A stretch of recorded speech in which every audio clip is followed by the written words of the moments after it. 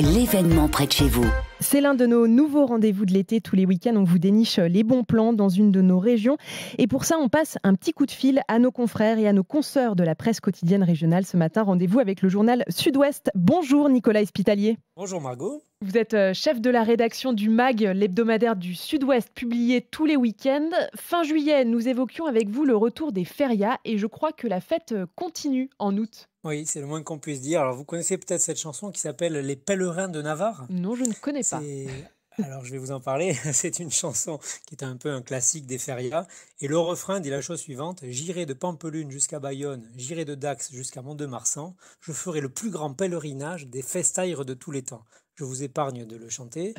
Euh, et en fait, voilà, après les trois fêtes qui ont eu lieu en juillet dans cet ordre, Pampelune, Mont-de-Marsan, Bayonne, c'est au tour de Dax de retrouver ce week-end ces fêtes. Alors, tenue blanche et foulard rouge, ça fait plus de 1000 jours que les Dacois et les amoureux des fêtes de Dax et les habitués ont été privés de ces fêtes. On imagine leur Donc, attente. ouais, ça a démarré avec beaucoup de chaleur et beaucoup d'envie et beaucoup d'attente. Ça a démarré jeudi et ça va durer jusqu'à lundi. C'est tout le long week-end, 15 août inclus. Et ça devrait réunir jusqu'à 800 000 personnes sur l'ensemble du week-end, malgré la canicule qui sévit jusque-là. Et puis les grands incendies qui, il faut le rappeler, sont encore actifs dans le nord du département des Landes, donc pas si loin que ça de Dax. Oui, bien sûr, et dont on parle beaucoup sur RMC. Est-ce qu'il y aura d'autres fêtes dans la région, Nicolas ? Oui, alors celle de Dax, évidemment, elle clôture le grand pèlerinage des festaires de tous les temps que je vous évoquais à l'instant. C'est les trois principales fêtes côté français, donc Bayonne, Mont-de-Marsan et Dax. Mais il y a aussi plein de fêtes de villages ou de petites villes dans les Landes et au Pays Basque. Je ne peux pas vous les citer toutes, parce qu'il y en a vraiment des dizaines. Alors, on peut citer Saint-Sevé, Mimizan, Guétary, parmi les communes qui sont peut-être les plus connues. Et ça, c'est encore au programme jusqu'à début septembre.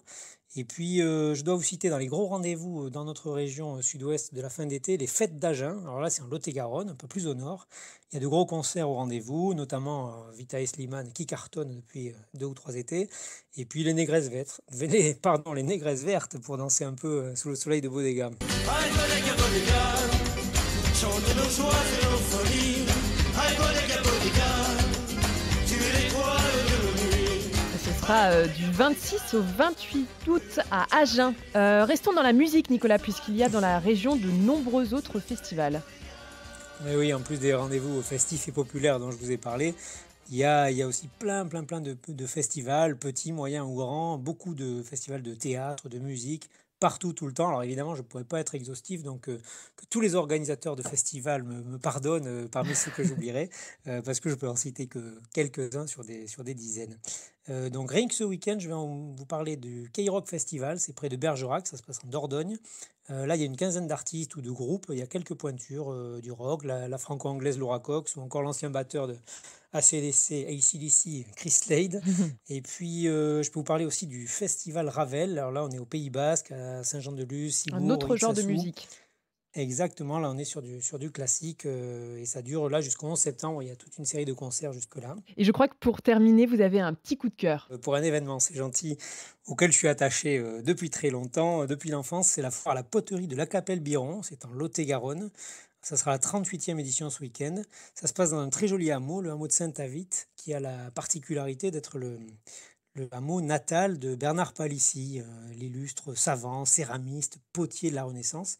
Donc il est né dans ce magnifique hameau, tout se passe autour de sa maison natale. Voilà, c'est un des gros marchés potiers de la région. Il y en a pas mal dans la région, parmi les plus gros il y a la Capelle-Biron et ça se clôturera cette saison dans un très beau village aussi qui s'appelle La Bastide-Clérance dans les Pyrénées-Atlantiques et c'est début septembre. Des férias, des festivals de musique et de la poterie, il y en a pour tous les goûts dans votre région. Merci Nicolas Espitalier. Je vous en prie, merci à vous. Bonne journée.